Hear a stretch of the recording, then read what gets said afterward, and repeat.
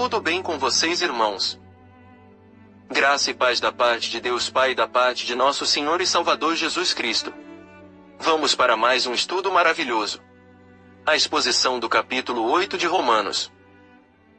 Antes de começar a exposição, peço que clique no botão vermelho à direita para se inscrever no canal Teologia Reformada. Ative o sininho para ser avisados de novos conteúdos. Também compartilhe em suas redes sociais. Deixe aquele super like e interaja conosco através dos comentários e sugestões de conteúdos que vocês desejam aprender. Agora, sem mais demora, vamos à exposição bíblica capítulo 8 de Romanos. Por Alcemir Júnior. Romanos 8. 1 a 39. Encontramos aqui uma vasta expansão da análise da certeza e da esperança cristãs contidas em Romanos 5 verso 1 a 11. Paulo almeja a glória da salvação dos crentes romanos, e não a memória depressiva que tinha acabado de destacar, acerca de sua contínua pecaminosidade, para que a glória enchesse as mentes de seus leitores, e trouxesse alegria aos seus corações. Romanos 8 verso 1. Agora, pois, o interesse do apóstolo, aqui, é pastoral. Paulo está dizendo a seus leitores, à luz do lembrete passado de sua contínua pecaminosidade, que eles agora deveriam relembrar a aceitação, a imunidade e a segurança de que eles gozavam em Cristo. Nenhuma condenação. Provavelmente em ambos os sentidos o julgamento e a punição. Romanos 8 verso 2. A lei do Espírito da vida, lei do pecado e da morte. A lei do Espírito aponta para o seu poder operante, Romanos 7 verso 23. A lei do pecado é o poder operante do pecado, ou então a lei divina usada pelo pecado para produzir a morte, Romanos 7 versos 8 a 13. Romanos 8 verso 3 era o que fora impossível à lei. Paulo não está criticando a lei moral, mas observa uma vez mais que, por causa da pecaminosidade da humanidade, a lei não pode dar a salvação ao ser humano. O seu próprio filho. Essas palavras nos fazem lembrar de Gênesis 22 verso 2, quando Isaac foi amarrado, e também apontam para o tremendo custo da nossa redenção, verso 32. Em semelhança de carne pecaminosa. A palavra semelhança significa similaridade com um protótipo. A carne pecaminosa é a natureza humana, a qual, através da queda, veio a ser corrompida e controlada pelo pecado. A humanidade de Cristo era semelhante à nossa, porquanto ele podia ser tentado, e viveu sua vida como uma parte de um mundo decaído, pleno de fragilidades e exposto a vastas pressões. Mas nem por isso ele pecou, e não havia qualquer corrupção moral e espiritual nele. Se Jesus tivesse sido corrompido pelo pecado, em qualquer sentido, ele não poderia ter cumprido o padrão do Antigo Testamento, que requeria que toda oferta pelo pecado fosse sem defeito, Levítico 4 verso 3. Condenou Deus, na carne, o pecado. Parece que o que Paulo quis dizer aqui é que na crucificação do Filho de Deus encarnado, o pecado foi julgado e condenado, pelo que agora todas as reivindicações do pecado, que visam a nossa condenação, tornam-se inválidas. Não há qualquer condenação restante para aqueles que estão em Cristo. Romanos 8. Versos 4 a 8. O contraste feito por Paulo entre o antigo e o novo padrão de vida, entre a vida na carne e a vida no espírito, é agora resolvido detalhadamente nos termos de duas atitudes mentais fixas, uma delas sob a influência da carne, e a outra sob a influência de Cristo, por meio do Espírito que veio habitar nos crentes. Romanos 8 verso 7. Inimizade contra Deus. Por hostilidade contra Deus, incapaz de outra atitude qualquer, é a real atitude mental de todos aqueles que ainda não foram renovados pelo Espírito. Romanos 3 versos 9 a 18. A pessoa natural considera Deus um inimigo. Romanos 8 versos 9 a 11. Os cristãos não estão em Adão, dominados pela carne, mas estão sob o governo de Cristo, porque o Espírito que veio habitar nele é o Espírito de Cristo. Embora o corpo físico continue sujeito à morte, a vida prevalece neles, porque aqueles que estão unidos com Cristo vivem para Deus na esfera do Espírito. A questão que está aqui em foco não é uma mera distinção entre os lados físico e espiritual na vida de um crente, mas entre duas esferas de existência: a vida física em um mundo caído, com sua sempre presente morte física, e vida no Espírito, a participação na ressurreição de Cristo. Romanos 8 verso 10. O Espírito é vida. Esta frase, porém, pode referir-se ao espírito renovado do crente, mas provavelmente refere-se ao Espírito Santo.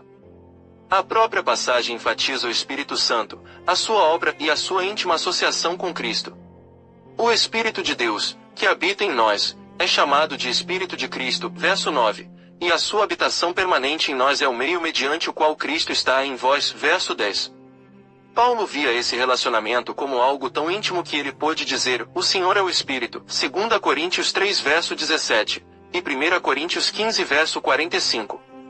Essas passagens não eliminam a distinção entre Cristo e o Espírito como pessoas separadas da Trindade divina. Antes, Paulo estava ensinando que Cristo e o Espírito Santo trabalham juntos na aplicação da vida ressurrecta de Cristo ao crente. A presença do Espírito em nós, nesta vida, é a garantia da futura ressurreição do corpo do crente. Verso 11. Romanos 8 verso 11. Um relato da realização da salvação, pressupondo a unidade entre o Pai, o Filho e o Espírito Santo, em seu ser essencial, da mesma maneira que eles estão unidos na complexa obra da redenção. Romanos 8 verso 12. Deste ponto em diante, até o fim do presente capítulo, Paulo está generalizando sobre si mesmo, e todos os crentes juntamente com ele. Romanos 8 verso 13. Mortificardes os feitos do corpo, o espírito e a carne, em 1 Coríntios 6 verso 11. O pecado origina-se no coração, o centro espiritual de nosso ser. Marcos 7 versos 18 a 23. Mas visto que vivemos em corpos físicos, o pecado acha expressão através do corpo. Portanto, não somente nos pontos internos de sua origem, mas também em suas expressões físicas, o pecado deve ser morto, ou seja, deve-se pôr um ponto final ao mesmo. Romanos 8 verso 14. Esse caminho da santidade é agora mais completamente descrito como a orientação pelo Espírito, sendo especificada como uma das marcas dos filhos de Deus. A palavra guiados nos faz lembrar a adoção e a orientação no êxodo e no deserto, que pode ter sido o pano de fundo do pensamento de Paulo aqui, Romanos 9 verso 4, Deuteronômio 8 versos 2 e 15, e Deuteronômio 29 verso 5. Romanos 8 verso 15. O espírito de adoção. Em adição à justificação e à liberdade da condenação, verso 1, os crentes são acolhidos na família de Deus e são internamente persuadidos pelo Espírito de que eles fazem parte dessa família. O clamor do crente, Abba, Pai, a palavra aramaica Abba, foi usada pelo próprio Jesus para referir-se a Deus Pai.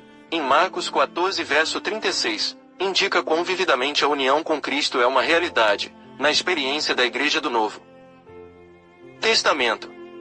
Esse clamor é uma expressão de consciência assegurada de filiação. A ideia de adoção não aparece no sistema legal do Antigo Testamento, e Paulo parece ter tomado por empréstimo esse conceito próprio da lei romana, preenchendo-o com a teologia bíblica da paternidade de Deus sobre o seu povo. Romanos 8 verso 16. Testifica. O testemunho conjunto de nosso próprio Espírito com o Espírito Santo vem à tona no clamor Abba, Pai. Gálatas 4 verso 6. Romanos 8 versos 17 a 21. Tal como todos os filhos, em uma família humana, são herdeiros do Pai juntamente com o irmão mais velho, assim também os crentes são herdeiros de Deus em Cristo e juntamente com Ele. Mas receber a herança que nos é dada em Cristo envolve a participação em seus sofrimentos, a vereda mediante a qual compartilharemos de sua glória. 2 Coríntios 4 verso 17. As palavras, glorificados, glória, nos versos 17 a 21, confira o verso 30, significa transformação, enobrecimento e o regozijo trazidos pela manifestação de Deus em cada crente. A glória a ser revelada, verso 18, aparecerá quando os filhos de Deus são revelados em sua nova natureza, verso 19, e a criação é libertada de seu presente estado de imperfeição e declínio, versos 20 a 21. A revelação dessa glória fará mais do que extinguir o dano e a perda, vaidade, verso 20, que a ordem criada sofreu em resultado da queda de Adão, Gênesis 3 verso 17.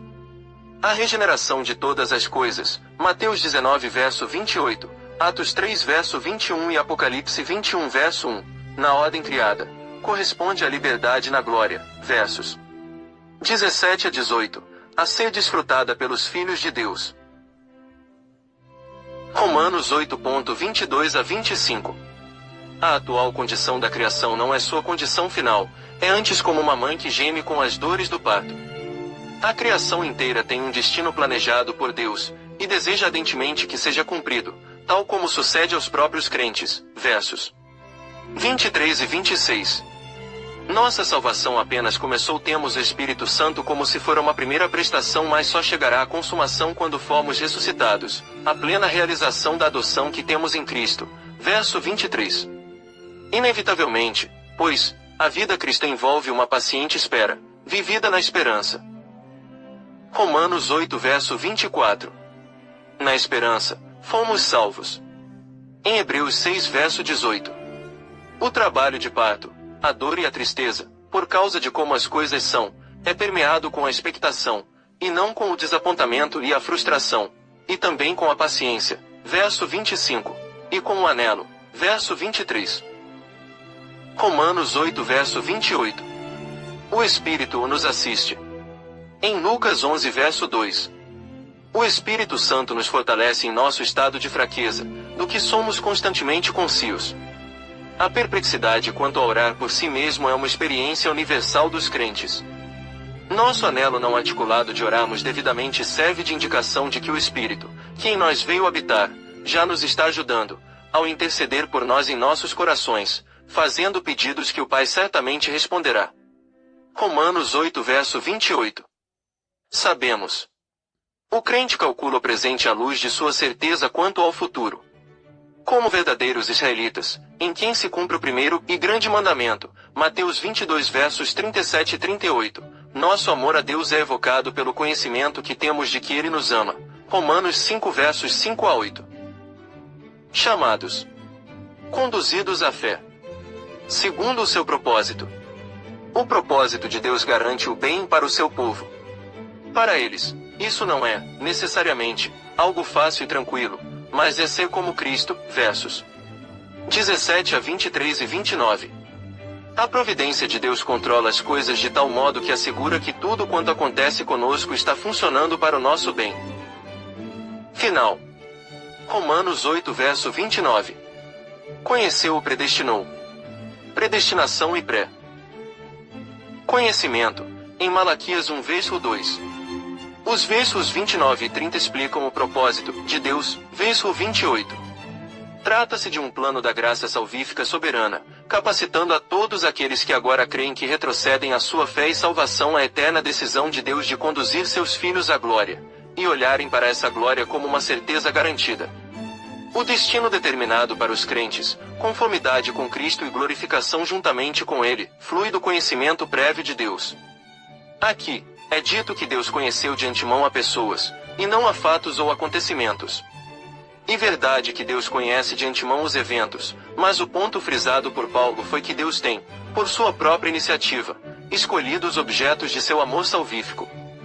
Conhecer subentende uma relação pessoal íntima, e não meramente a consciência de fatos e circunstâncias. Romanos 8 verso 30. Aqueles que foram predestinados são, no devido tempo, chamados, ou convocados eficazmente através do Evangelho para a comunhão da salvação com Cristo. Observamos que todos aqueles que foram chamados, também foram justificados. Essa chamada não pode referir-se ao chamamento externo do Evangelho, ao qual muitos rejeitam. Trata-se antes de um chamamento interior, que realiza aquilo que Deus tenciona fazer. Todos os predestinados são chamados dessa maneira. A predestinação inclui a determinação divina de que a pessoa receberá esse chamamento eficaz, e isso não está alicerçado no conhecimento que Deus tem de como as pessoas reagirão diante do Evangelho. Tal como os predestinados são chamados, assim os chamados são tanto justificados quanto podem ter a certeza de que, finalmente, serão glorificados. O tempo verbal passado do verbo glorificar, glorificou, indica, do ponto de vista de Deus, essa obra como que já foi realizada. Deus completará seu plano, conforme foi planejado. Romanos 8 verso 31 a 39. Paulo leva agora o argumento inteiro à conclusão triunfal por meio de uma série de desafios a toda influência que poderia distorcer a confiante certeza da Igreja, na atual preservação e na glória futura. A passagem nos faz lembrar o terceiro cântico do servo, em Isaías 50 versos 4 a 9, do qual essa passagem depende. Romanos 8 verso 31. Que diremos, pois, à vista destas causas? Os versos 28 a 30 podem estar primariamente em foco aqui, mas não deveriam ser separados. Estas causas é uma frase que abarca a inteira exibição da graça divina gratuita, estendida a pecadores perdidos, nesta epístola, até este ponto. Quem será contra nós? Certamente alguém se oporá a nós, mas Paulo salienta que a essa oposição faltará a capacidade de destruir a fé. Visto que Deus é por nós, é-nos assegurada a sobrevivência espiritual vitoriosa. As palavras, por nós, exprimem o eterno compromisso assumido pelo grande amor que é expresso nos versos 38 e 39. Romanos 8 verso 32. Aquele que não poupou o seu próprio filho. As palavras de Paulo são uma eficaz reverberação do que se lê na Septuaginta, tradução do Antigo Testamento para o grego, em Gênesis 22 verso 12. Por todos nós o entregou. Essa frase é usada em outros lugares para indicar uma participação ativa na condenação judicial de Cristo. Por todos nós, incluindo o pior dentre nós, os que cremos. Uma vez mais, tal como em Romanos 5 versos 9 e 10, Paulo raciocina do maior para o menor. O fato que Deus nos deu o seu Filho, para que morresse por nós, foi o dom supremo, garantindo o dom subsequente de tudo o mais de que precisamos quanto à nossa glória plena e final. Verso 30. Romanos 8 verso 33. É Deus quem os justifica. O juiz já cuidou de todas as acusações que poderiam ser feitas contra nós, mediante a morte e a ressurreição de Cristo. A autojustificação é fútil. Romanos 8 verso 34. O qual está à direita de Deus. Essa é a posição de honra e de autoridade executiva, Salmos 110 verso 1. Não pode haver qualquer condenação contra nós, em qualquer sentido do termo, se aquele que levou sobre si o pecado, que está entronizado no céu, interceder por nós, 1 João 2 verso 1, ao mesmo tempo em que o Espírito Santo intercede em nossos corações, verso 27.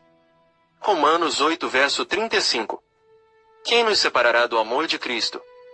A facilidade com que Paulo usou essa frase reciprocamente com o amor de Deus e em Cristo, verso 39, testifica sobre sua suposição subjacente da identidade de essência entre o Pai e o Filho. Romanos 8 verso 36. O apelo de Paulo às Escrituras do Antigo Testamento indica que o sofrimento não é uma novidade inesperada para o povo de Deus.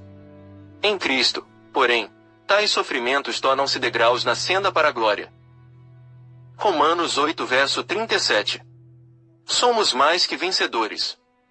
A força demonstrada para tolerarmos a hostilidade da perseguição e a dor das circunstâncias é, realmente, admirável. Nenhum aspecto da ordem criada, e nem qualquer evento ou ser dentro dessa ordem pode pôr fim a nosso aprazimento do amor ativo de Deus por nós, em Cristo. Amém, irmãos?